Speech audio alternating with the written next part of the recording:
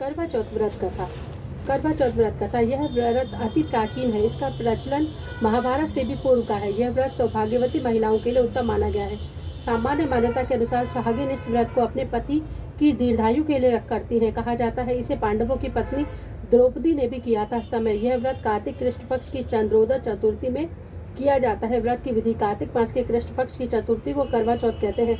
सुहागिन स्त्रियों के लिए यह व्रत श्रेष्ठ माना जाता है। स्त्रियां इस व्रत को पति की दीर्घजीवी होने के लिए करती हैं। इस दिन सुहागिन स्त्रियां चावल पीसकर दीवार पर करवा चौथ बनाती हैं, जिसे वर कहते हैं। इस करवा चौथ में पति के अनेक रूप बनाए जाते हैं तथा सुहाग की वस्तुएं जैसे चूड़ी, बिंदी, बिछुआ, मेहंदी, महावर आदि के साथ दूध देने वाली गाय, करवा बेचने वाली कुम्हारी, महावर लगाने वाली, नाइन, चूड़ी पहनाने वाली, मणिहारिणी, सात भाई और उनकी इकलौती बहन, सूर्य, चंद्रमा, गौरा और पार्वती आदि देवी देवताओं के चित्र बनाए जाते हैं। सुहागिन स्त्रियों को इस व्रत को निर्जला व्रत रखना चाहिए। सुहागिन स्त्रियों को इस दिन निर्जला व्रत रखना चाहिए। रात्रि को जब चंद्रमा निकल आए तब उसे अर्घ्य देकर भोजन करना चाहिए।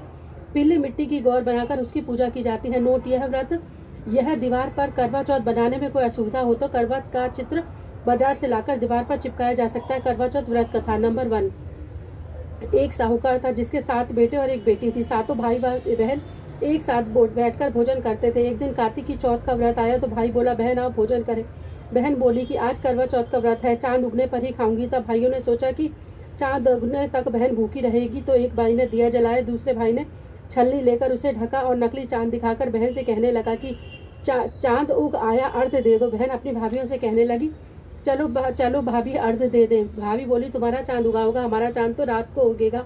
बहन ने जब अकेले ही अर्घ्य दे दिया और खाने लगी तो पहले गिलास में बाल आया, दूसरे गिलास में कंकड़ आया और तीसरे गिलास मुंह की ओर किया तो ससुराल से संदेशा आया कि उसका पति बहुत बीमार है, जल्दी भेजो। माँ ने जब लड़की को विदा किया तो कहा, रास्ते में जो भी मिले उसके पाँव लगना और जो कोई तुम्हें सुहाग का आशीष दे तो उसे पल्ले में गांठ लगाकर उसे कुछ रुपए दे देना। बहन जब भाइयों से विदा हुई तो रास्ते में जो भी मिला उसने यही आशीष दिया कि तुम 7 भाइयों की बहनों, तुम्हारे भाई सुखी रहे, तुम उनका सुख देखो। सुहाग का आशीष किसी ने भी नहीं दिया।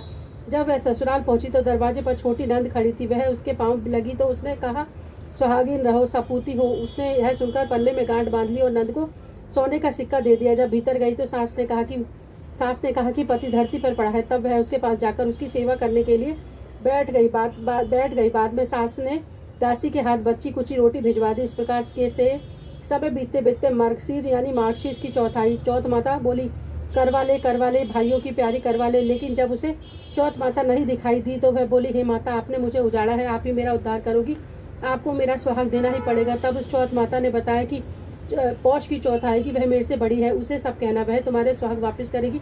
पौष की चौथ आकर चली गई, माघ की चली गई, फागुन की चली गई, चैत, वैशाख, ज्येष्ठ, आषाढ़ और श्रावण, भादो आदि सभी चौथे आकर यही कहकर चली गई कि आगे वाली को कहना। असाज की चौथ आई, असोज की चौथ आई तो उसने बताया कि तुम पर कार्तिक की चौथ नाराज है, उसी ने तुम्हारा सुहाग लिया है, वही वापस कर सकती है, वही आएगी तो उसके पांव पकड़कर विनती करना। यह बताकर वह भी चली गई। जब कार्तिक की चौथ आई तो वह गुस्से में बोली, भाइयों की प्यारी करवाले, दिन में चांद उगाने वाली करवाले, व्रत खंडन करने वाली करवाले, भूखी करवाले। यह सुनकर वह चौथ माता को देखकर उनके पांव पकड़कर गिड़गिड़ाने लगी, हे चौथ माता, मेरा सुहाग तुम्हारे हाथों में है, आप ही मुझे सुहागिन करें। तो वह जो है गिड़गिड़ाने लगी और बोली, हे चौथ माता, मेरा सुहाग आपके हाथों में है, आप ही मुझे सुहागिन करें। तो चौथ माता बोली, पापिन हत्यारे, मेरे पाँव पकड़कर क्यों बैठी है। तब वह बोली कि जो मुझसे भूल हुई उसे क्षमा करो, अब भूल नहीं करूंगी। तो चौथ माता ने उसे प्रसन्न होकर आंखों से काजल, नाखून से मेहंदी और टीके में से रोली लेकर छोटी उंगली से उसके आदमी पर छींट दिया तो वह उठकर बैठ गया और बोला, आज मैं बहुत सोया। वह बोली, क्या सोए, मुझे तो 12 महीने हो गए, अब जाकर चौथ माता ने मेरा सुहाग लौटाया है। तब उसने कहा, जल्दी से माता का पूजन करो। तब चौथ माता की कहानी सुनी, करवा का पूजन किया और प्रसाद खाकर दोनों पति पत्नी चौपर खेलने बैठ गए। नीचे से दासी आई और उनसे बोली, उन्हें दोनों ने पूजन किया, कहानी सुनी, पूजन किया और प्रसाद खाकर दोनों पति पत्नी चौपड़ खेलने बैठ गए। नीचे से दासी आई, उसने उन दोनों को चौपड़ पासे से खेलते देखा तो उसने सासू जी को जाकर बताया। तब से सारे गांव में यह बात प्रसिद्ध हो गई कि जो स्त्रियां चौथ माता का व्रत करती हैं उनका सुहाग अटल रहता है। इस तरह से साहूकार की बेटी का सुहाग दिया, उसी तरह से चौथ माता सबको सुहागिन करे, हमें भी सुहागिन करे और सब कथा सुनने वालों को, देखने वालों को सबको सुहागिन करे। यही करवा चौथ माता के उपवास की सनातन महिमा है। करवा चौथ व्रत कथा नंबर 2। अति प्राचीन काल की बात है। एक बार पांडुपुत्र अर्जुन तप करने के लिए नीलगिरी पर्वत पर चढ़ ले गए। तब इधर पांडवों पर अनेक मुसीबतें पड़ी पहले से थी। इससे द्रौपदी ने शोक विहल होकर कृष्ण की आराधना की। कृष्ण उपस्थित हुआ और पूछा, कहो क्या कष्ट है तुम्हें। करवा चौथ व्रत कथा। अति प्राचीन काल की बात है। एक बार पांडुपुत्र अर्जुन तप करने के लिए नीलगिरी पर्वत पर चले गए। इधर पांडवों पर अनेक मुसीबतें पहले से थी। इससे द्रौपदी ने शोक विहल होकर कृष्ण की आराधना की। कृष्ण उपस्थित हुआ और पूछा, कहो क्या कष्ट है तुम्हें। प्रभु द्रौपदी ने हाथ जोड़कर कहा, मुझे क्या कष्ट है। आप तो स्वयं जानते हैं, आप तो अंतर्यामी हैं। मुझे कष्टों के बोझ ने विहल कर दिया है। कोई ऐसा उपाय है जिससे इन कष्टों से छुटकारा मिल सके। तुम्हारा प्रश्न अति उत्तम है द्रौपदी। कृष्ण मुस्कुराकर बोले, फिर मुझ दुखी नारी का कष्ट दूर करने का उपाय बताइए। द्रौपदी ने पूछा। यही प्रश्न एक बार पार्वती जी ने शिवजी से किया था। तब से शिवजी ने करवा चौथ का व्रत का विधान बताया। प्रभु करवा चौथ की जानकारी मुझे भी दीजिए और उसकी कथा कहिए। तब कृष्ण ने एक पल सोचने के बाद कहा, दुख सुख जो सांसारिक माना जाता है, प्राणी उसमें सदा ही लिप्त रहते हैं। मैं तुम्हें अति उत्तम करवा चौथ व्रत की कथा सुनाता हूँ, इसे ध्यान से सुनो। प्राचीन काल में गुणी विद्वान धर्मपरायण एक ब्राह्मण रहता था। उसके 4 पुत्र थे और एक गुणवती सुशील पुत्री थी। पुत्री ने विवाहित होकर चतुर्थी का व्रत किया, किंतु चंद्रोदय से पूर्व ही उसे यशोदा ने बाध्य कर दिया। इससे उसके स्नेही भाइयों ने छल से पीपल की आड़ में कृत्रिम चंद्रमा बनाकर दिखा दिया। लड़की ने अर्घ्य देकर भोजन कर लिया। भोजन करते ही उसके पति की हृदय गति बंद हो गई। इससे दुखी होकर उसने अन्न जल त्याग दिया और रात्रि में इंद्राणी भू विचरण करने आई। ब्रह्माणी पुत्री ने उससे अपने दुख का कारण पूछा। इंद्राणी ने बताया, तुम्हें करवा चौथ व्रत में चंद्र दर्शन से पूर्व भोजन कर लेने से यह कष्ट मिला है। तब उस लड़की ने अंजलि बांधकर विनय की और इससे मुक्त होने का कोई उपाय बताइए। इस पर चंद्राणी ने कहा, यदि तुम विधि पूर्वक अगली करवा चौथ का व्रत करो तो तुम्हारा पति पुनः जीवित हो जाएगा। कन्या ने ऐसा करने का वचन दिया। उसका पति स्वस्थ हो गया। इस पर कन्या ने वर्ष भर तक प्रत्येक चतुर्थी का व्रत किया और अनंत अखंड सुहाग प्राप्त किया। श्री कृष्ण ने कहा, हे द्रौपदी, यदि तुम इस व्रत को करोगी तो तुम्हारे सभी संकट टल जाएंगे। इस प्रकार द्रौपदी ने यह व्रत किया और पांडव सभी क्षेत्र में विजयी हुए। इस प्रकार सुख सौभाग्य पुत्र पौत्र आदि तथा धन दाने के इच्छुक स्त्रियों को इस व्रत को विधि पूर्वक करना चाहिए। इस व्रत में भगवान शंकर की आरती की जाती है। करवा चौथ व्रत कथा नंबर 3। एक ब्राह्मण परिवार में 7 बहुएं थी। 6 बहुओं के मायके वाले बहुत अमीर थे। इस कारण से ससुराल में उनका बड़ा मान होता था, परंतु छोटी के मायके में कोई नहीं था। वह घर का सारा कामकाज करती थी, सबकी सेवा करती थी, पर कोई भी उससे प्यार नहीं करता था। सभी धुतकारते थे। तीज त्योहार पर जब उसके मायके से कोई नहीं आता था तो वह बहुत दुखी होती थी। हर वर्ष की तरह इस वर्ष भी करवा चौथ का व्रत आया। अन्य बहुओं के मायके से उनके छोटे भाई करवा लेकर आए, पर छोटी के मायके में यदि कोई होता तो करवा लेकर आता। सास भी छोटी को ही खरी खोटी सुना रही थी, पर वह दुखी होकर घर से निकल पड़ी और जंगल में जाकर रोने लगी। इस पर नाग बहुत देर तक उनका रोना सुनता रहा। अंत में वह अपने बिल से निकल आया और छोटी बहू से पूछने लगा, बेटी क्या बात है, तुम क्यों रो रही हो। छोटी बहू बोली, आज करवा चौथ है, मेरा कोई भाई नहीं है। यदि कोई मेरा भाई होता तो आज जरूर करवा लेकर आता। नाग को छोटी बहू पर दया आ गई। नाग ने कहा, बेटी तुम घर जाओ, चलो मैं अभी करवा लेकर आता हूँ। थोड़ी देर बाद नाग ससुराल पहुंचा। ससुराल वाले इतना सम्मान देकर चकित रह गए। सास भी प्रसन्न हो गई। सास ने प्रसन्न मन से छोटी बहू को नाग देवता के साथ विदा किया। नाग देवता ने छोटी बहू को अपना सारा महल दिखाया और कहा, जितने दिन चाहो आराम से रहो, मन चाहा खाओ, मन चाहा पहनो, पर एक बात याद रखना, सामने रखी नाद को कभी मत खोलना। छोटी बहू सारा समय महल में आराम से काटती, पर नाद के बारे में उत्सुकता उसकी बढ़ती जाती। एक दिन जब घर में कोई नहीं था तो उसने नाद उठाकर देखा तो हजारों छोटे छोटे सांप के बच्चे इधर उधर रेंगने लगे। उसने जल्दी में नाद ढक दी। जल्दी में एक सांप की पूंछ नाद के नीचे आकर कट गई। सांप को नाग के आने पर छोटी ने अपनी गलती स्वीकार कर ली। नाग ने उसे क्षमा कर दी। अब जब छोटी ने ससुराल जाने की इच्छा की तो उसे धन रत्न आदि देकर विदा किया। छोटी के ससुराल वालों में अब बड़ी इज्जत होने लगी। उनकी बड़ी इज्जत होने लगी। जिस सांप की पूंछ कटी थी सभी उसे बांडा कहकर तंग करते थे। एक दिन उसने अपनी माँ से पूछा कि मेरी पूंछ कैसे कटी। माँ ने कहा कि छोटी बहू के नाद उठाने और जल्दी में रखने में तुम्हारी पूंछ कट गई। तो वो बोला, जो बांडा था वह बोला कि मैं आज छोटी से बदला लूंगा। माँ के बहुत समझाने पर भी वह एक दिन चुपचाप छोटी के घर में जाकर छुप गया और मौका पाकर उसे काटने की सोचने लगा। वह छोटी बहू और उसकी सास में किसी बात पर बहस हो रही थी। छोटी बहू जो कसम खा कर बार बार कह रही थी, मैंने ऐसा नहीं किया। जब वह कह रही थी, मुझे बांडा भैया से प्यारा कोई नहीं है, उन्हीं की कसम खाकर कहती हूँ कि मैंने ऐसा नहीं किया। बांडा ने जब सुना तो सोचने लगा कि यह मुझसे इतना प्यार करती है, मैं उसे ही काटने आया हूँ। वह चुपचाप घर चला गया। माँ ने पूछा, ले आए बहन से बदला। तब वह कहने लगा, माँ बहन से कैसा बदला। तभी से बांडा भाई व छोटी बहन हुए। प्रतिवर्ष करवा चौथ के दिन करवा लेकर जाता है। सभी से बांडा भाई व छोटी बहन हुए। भाई प्रतिवर्ष करवा चौथ के दिन करवा लेकर जाता है। वह बहन बड़े प्यार से करवा चौथ का व्रत करती है। करवा चौथ व्रत कथा नंबर 4। प्राचीन काल में करवा नाम की एक पतिव्रता स्त्री अपने पति के साथ नदी के किनारे गांव में रहती थी। कार्तिक मास के कृष्ण पक्ष की चतुर्थी यानी चौथ के दिन उसका पति नदी में स्नान करने के लिए गया। स्नान करते समय एक मगरमच्छ ने उसके पैर पकड़ लिया और वह करवा नाम लेकर जोर जोर से अपनी पत्नी को पुकारने लगा। उसकी आवाज़ सुनकर उसकी पत्नी दौड़ी दौड़ी आई और उसने मगर को कच्चे धागे से बांध दिया। मगर को बांधकर वह यमराज के यहाँ पहुंची और यमराज से बोली, भगवान, मगरमच्छ ने मेरे पति के पैर पकड़ लिए हैं, अतः पैर पकड़ने के अपराध में आप अपने बल से उस मगरमच्छ को नरक में ले जाओ। यमराज ने कहा, अभी मगरमच्छ की आयु शेष है, अतः मैं उसे नहीं मार सकता। इस पर करवा ने कहा, यदि आप ऐसा नहीं करोगे तो मैं आपको श्राप देकर नष्ट कर दूंगी। यह सुनकर यमराज डर गए। उस पतिव्रता स्त्री करवा के साथ जाकर मगरमच्छ को उन्होंने यमपुरी में भेज दिया। यह सुनकर यमराज डर गए और पतिव्रता स्त्री करवा के साथ जाकर मगरमच्छ को उन्होंने यमपुरी में भेज दिया और करवा के पति को दीर्घायु प्रदान की। उस दिन से यह करवा चौथ मनाई जाती है और सुहागिन स्त्रियों के द्वारा यह व्रत रखा जाता है। हे करवा माता, जैसे तुमने अपने पति की रक्षा की वैसे ही सबके पतियों की रक्षा करना। जय करवा माता की जय।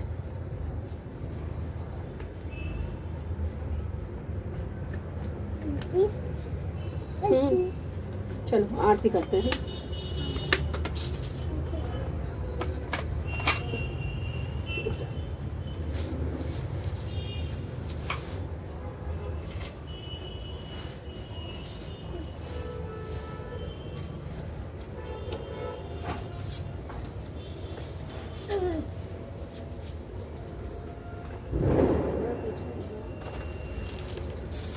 जल छोटी तुम ले लो, बड़ी तुम ले लो।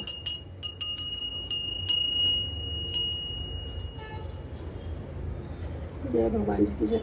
जय गणेश जय गणेश जय गणेश देवा, माता जाकी पार्वती पिता महादेवा।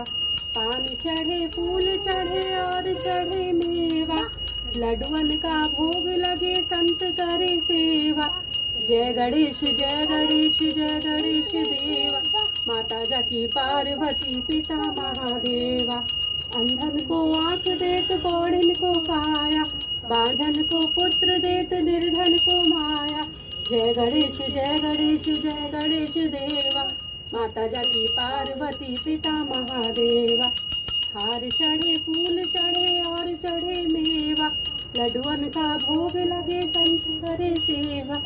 जय गणेश जय गणेश जय गणेश देवा, माता जाकी पार्वती पिता महादेवा। दीनन की लाज रखो शंभु सुतवारी, कामना को पूरा करो जग बलिहारी। जय गणेश जय गणेश जय गणेश देवा, माता जाकी पार्वती पिता महादेवा। ओम जय शिव ओंकारा, स्वामी जय शिव ओंकारा। ब्रह्मा विष्णु सदा शिव अर्धांगी धारा। ओम जय शिव ओंकारा, एकानन चतुरानन पंचानन राजे। स्वामी पंचानन राजे, हंसासन गरुड़ासन वृषवाहन साजे। ओम जय शिव ओंकारा, दो भुज चार चतुर्भुज दस भुज ते सोहे। कवि दस बुझते सोहे, तीनों रूप निरखता त्रिभुवन जन मोहे। जय जय ओंकारा, अक्षमाला वडमाला मुंडमाला धारी। स्वामी मुंडमाला धारी, त्रिपुरारी कंसारी वरमाला धारी। ओम जय शिव ओंकारा, श्वेतांबर पीतांबर बाघांबर अंगे। स्वामी बाघांबर अंगे, संतादिक ब्रह्मादिक भूतादिक संगे। ओम जय शिव ओंकारा, करके मध्य कमंडल चक्र त्रिशूल धरता। स्वामी चक्र त्रिशूल धरता, जग करता जग हरता, सब करता जग हरता, जग पालन करता। ओम जय शिव ओंकारा, ब्रह्मा विष्णु सदा शिव जानत अविवेका। स्वामी जानत अविवेका, रणवाक्षर के बाध्य ये तीनों एका। ओम जय शिव ओंकारा, त्रिगुण स्वामी जी की आरती जो कोई नर गावे। स्वामी प्रेम सहित गावे, कहत शिवानंद स्वामी कहत हरिहर स्वामी, मनवांछित फल पावे। ओम जय शिव ओंकारा, सब जय शिव ओंकारा। जय शिव जी भगवान की जय।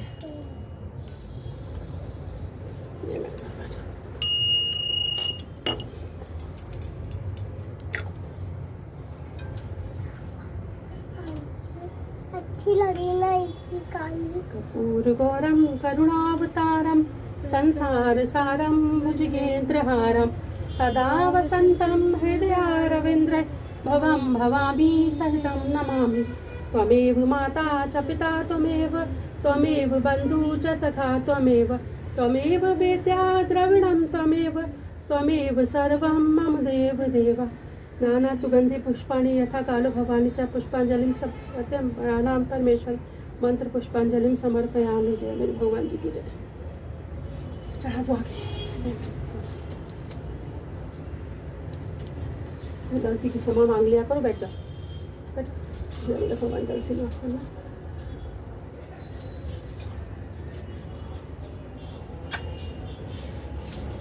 वही बच्ची नहीं आई, अब तक नहीं आई। अच्छा नहीं है, अच्छा है ना, रोएगी नहीं तो आती तो रोती।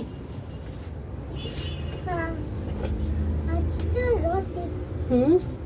आती तो रोती। ले आओ उसके, ले आओ बच्चा, शाम भर को ले आओ। बड़ी बुआ भी छोटी जैसी है। अभी वो अपने फ्रेंड को दिखा रही है। क्या? अपने फ्रेंड को दिखा रही है। अपने फ्रेंड को दिखा रही है। हाँ। वो कहते हैं अच्छी तैयार भी होती नहीं मिलती। जय मेरी गंगा मैया की जय। आपने इसको पाउडर क्यों नहीं लगाया? वो छोटी है ना, नहाने के बाद यूज करते हैं।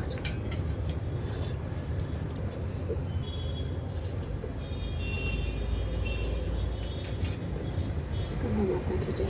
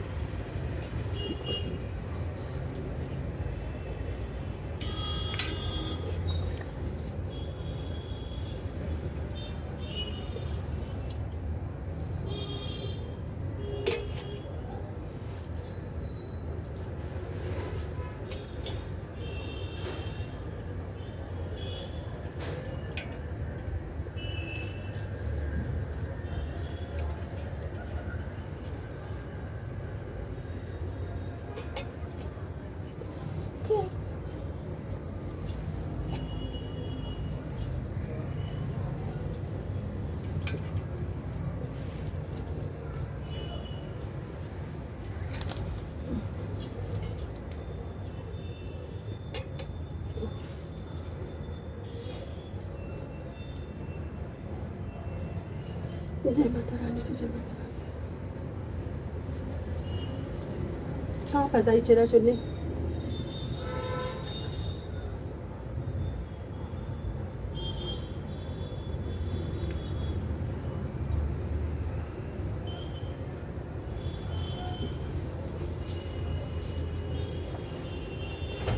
जय माता रानी की जय।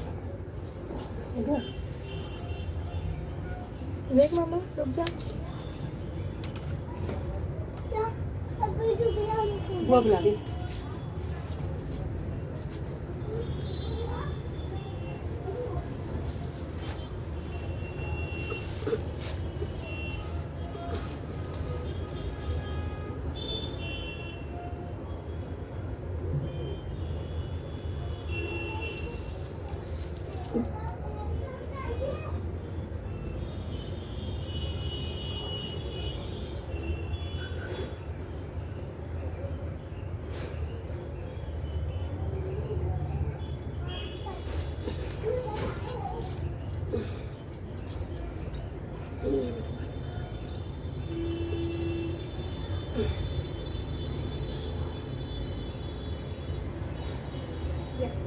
आ गया, बंद कर दिया बेटा।